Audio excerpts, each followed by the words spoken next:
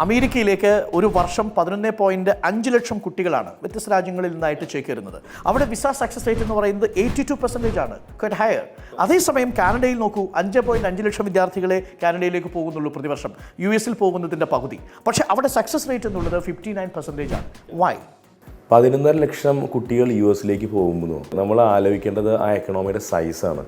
എത്രയാണ് നമ്മൾ US GDP? അത് $25 ട്രില്യൺ എക്കണോമിയാണ്. അതായത് ഈ വേൾഡിൽ തന്നെ ഏറ്റവും വലിയ എക്കണോമിയാണ് US എന്ന് പറയുന്നത്.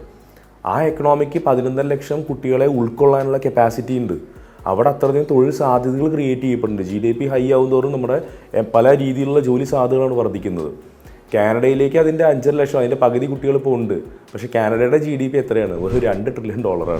അതായത് US ഏറ്റവും വലിയ ശക്തിയായിട്ടുള്ള അല്ലെങ്കിൽ രാജ്യമായിട്ടുള്ള എക്കണോമിയായ US 10% പോലും ഇല്ല കാനഡ എന്ന് പറയുന്ന എക്കണോമി. അവിടേക്കാണ് US പോകുന്നതിൻ്റെ പകുതി കുട്ടികൾ ഇവിടുന്ന് ഒഴുകി പോകുന്നത്. അപ്പോൾ അത്രയും കുട്ടികളെ അക്കോമഡേറ്റ് ചെയ്യാൻ മാത്രമുള്ളൊരു എക്കണോമി സൈസ് കാനഡയ്ക്കില്ല. അപ്പോൾ സ്വാഭാവികമായിട്ടും അവർക്ക് റെസ്ട്രിക്റ്റ് ചെയ്യേണ്ടി വരും. അവർ റെസ്ട്രിക്റ്റ് ചെയ്യുന്നുണ്ട്. അതുകൊണ്ടാണ് വെറും 59% മാത്രം കാനഡയ്ക്ക് സക്സസ് റേറ്റ് ഉള്ളപ്പോൾ 11 ലക്ഷം കുട്ടികൾ പോയിട്ട് പോലും US 82% സക്സസ് റേറ്റ് വരുന്നതിന് കാരണം സെയിമാണ്.